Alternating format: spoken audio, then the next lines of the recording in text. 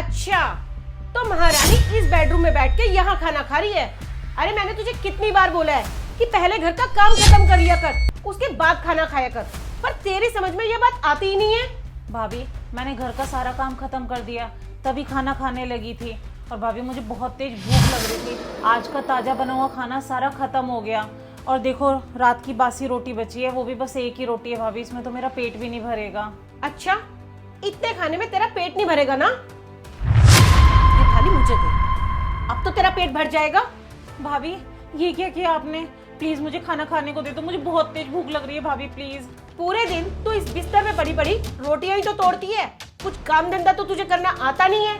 भाभी भैया आज ही बॉर्डर पर गए हैं और उनके जाते ही आपने मुझ पर जुल्म करना शुरू कर दिया। अब मेरे साथ ना ज्यादा जबानखोरी मत कर, चल जाके बाथरूम में पड़े कपड़े धो। अरे क्या हुआ डार्लिंग, क्यों इतना भड़क रहे हो इस पे? ऐसा क्या कर दिया इसने? भाभी आप भैया को इतना बड़ा धोखा क्यों दे रहे हो? भैया के जाते ही आप अपने आशिक को घर में बुला लेते हो। भाभी आप ऐसा क्यों कर रहे हो? अरे तेरा भाई तो हमेशा बॉर्डर पे ही पड़ा रहता है, उसके पास मेरे लिए टाइम है ही कहाँ। तो मुझे कोई ना कोई तो चाहिए ना जो मुझे टाइम दे सके, इसीलिए मैं इसे घर पे बुलाती हूँ। ये मेरा पुराना बॉयफ्रेंड है, समझी तो? भाभी जब ये आपका पुराना बॉयफ्रेंड है तो आपने मेरे भैया से शादी क्यों की? मेरे भैया की जिंदगी क्यों बर्बाद कर रही हो? आप उनके साथ ऐसा क्यों कर रही हो? यार दीप्ति, तुम्हारी नंद जैसी नौकरानी की ज्यादा जबान नहीं चल रही है, इससे बोलो अपनी जुबान को लगाम दे, वरना मुझे ही सुधारना पड़ेगा इसे। यार तुम कुछ मत करना, इसे तो मैं ही ठिकाने लगाऊंगी। और वैसे भी ना आज ही इसका भाई बॉर्डर पे गया है, सुधारूंगी इसको मैं बहुत जल्दी। देखो भाभी अगर आप यही सब कुछ करती रही ना तो मैं भैया को सब कुछ सच सच बता दूंगी कि उनकी पीठ पीछे आप अपने आशिक को घर पर बुलाती हो।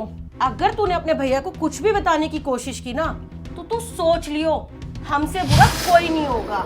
अब खड़ी खड़ी हमारी शक्ल क्या देख रही है? चल निकल, जाके अपना काम कर और हमें अपना काम करने दे। और हाँ, 1 घंटे तक ना इस रूम के आसपास भी नजर मत आजियो, समझी? चल निकल। ठीक है भाभी।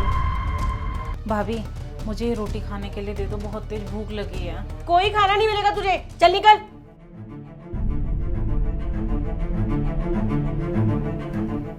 यार दीप्ति, तुम्हारी इस नंद की वजह से ना हम खुल के मजे नहीं कर पाते हैं, ये हर बार कबाब में हड्डी बन के आ जाती है।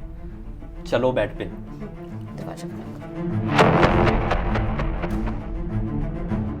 यार पारस, तुम्हें मेरी इस नंद की वजह से ना अपना मूड खराब करने की कोई जरूरत नहीं है, मैं हूं ना तुम्हारे साथ।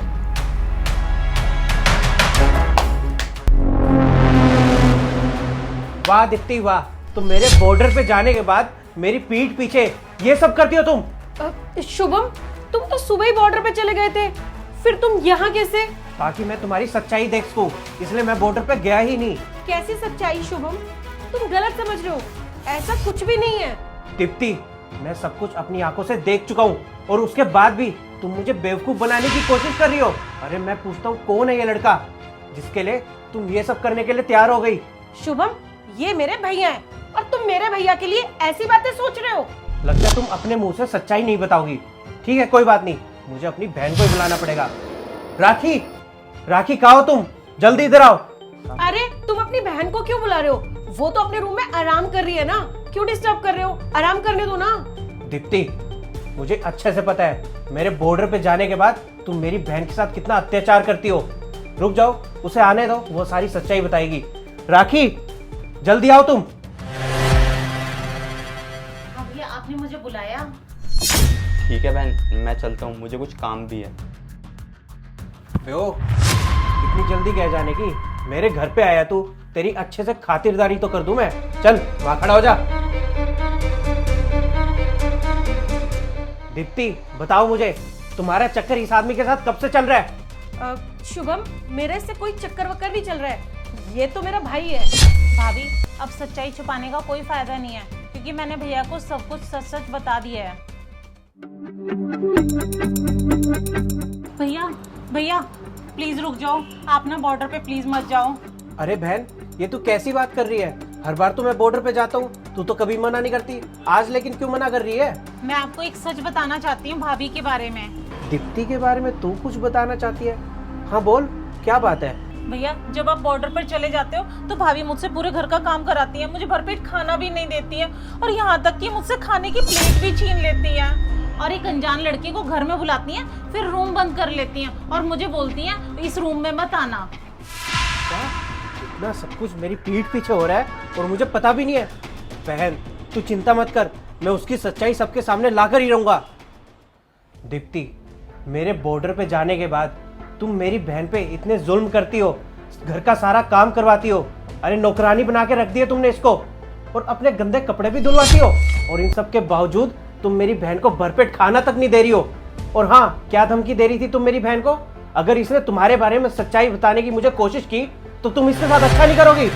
अरे मैंने तुम पे विश्वास करके मेरी बहन को तुम्हारे पास छोड़ा था ताकि तुम इनका ध्यान रखोगी, और तुम मेरी पीठ पीछे इसके ऊपर अत्याचार करती हो। और हाँ, मेरे बॉर्डर पे जाने के बाद अपने इस आशिक को अपने घर पे बुलाती हो। अरे शर्म नहीं आती बिल्कुल भी तुम्हें? अब तुम्हें मैं एक पल भी बर्दाश्त नहीं कर सकता। तुमने मेरे साथ विश्वासघात किया है, अब निकल जाओ मेरी जिंदगी से और मेरे घर से, और साथ ही साथ अपने इस आशिक को ले जाना, और आज के बाद अपनी शक्ल मत दिखाना मुझे। शुभम प्लीज मेरे साथ ऐसा मत करो। अगर तुम मुझे इस घर से बाहर निकाल दोगे तो मैं कहाँ जाऊंगी, और तुम्हारे सिवाय है ही कौन मेरा। प्लीज मुझे माफ कर दो, एक मौका दे दो। मैं थोड़ा बहक गई थी, प्लीज आगे से मैं ऐसा कुछ नहीं करूंगी, मैं प्रॉमिस करती हूँ। माफ कर दो प्लीज। नहीं, अब माफी मांगने की कोशिश भी मत करना। आखिर किस चीज की माफी दूं मैं तुम्हें? कैरेक्टर खराब होने की या फिर मेरी बहन के साथ अत्याचार करने की? मैं तुम्हें अब माफ नहीं कर सकता। निकलो मेरे घर से और मेरी जिंदगी से। शुभम दीदी, आप ही कुछ कहो ना अपने भैया को। अगर मुझे ये घर से बाहर निकाल देंगे तो हमारा घर बर्बाद हो जाएगा। प्लीज एक बार माफ कर दो दीदी। भैया भाभी को माफ कर दो, शायद भाभी की समझ में अब सब कुछ आ गया है। अरे राखी, ये क्या बोल रही है तू? इसने तेरे साथ इतना अत्याचार किया है और तू मुझे इसे माफ करने के लिए कह रही है? भैया मेरे कहने पर भाभी को एक बार माफ कर दो, बस एक मौका उन्हें और दे दो। ठीक है बहन, मैं तुम्हें सिर्फ मेरी बहन के कहने पे माफ कर रहा हूँ, पर अगर आज के बाद ये लड़का तुम्हारे साथ नजर आया ना तो तुम्हें माफी नहीं, सीधा डाइवोर्स दूंगा, और तुम खुद अब इस लफंगे आशिक को धक्के मार के अपने घर से बाहर निकालो। ओए खड़े खड़े मेरी शक्ल क्या देख रहा है? चल निकल बाहर, और आज के बाद ना मेरे आसपास नजर भी मत आजियो। निकल। सॉरी शुभम।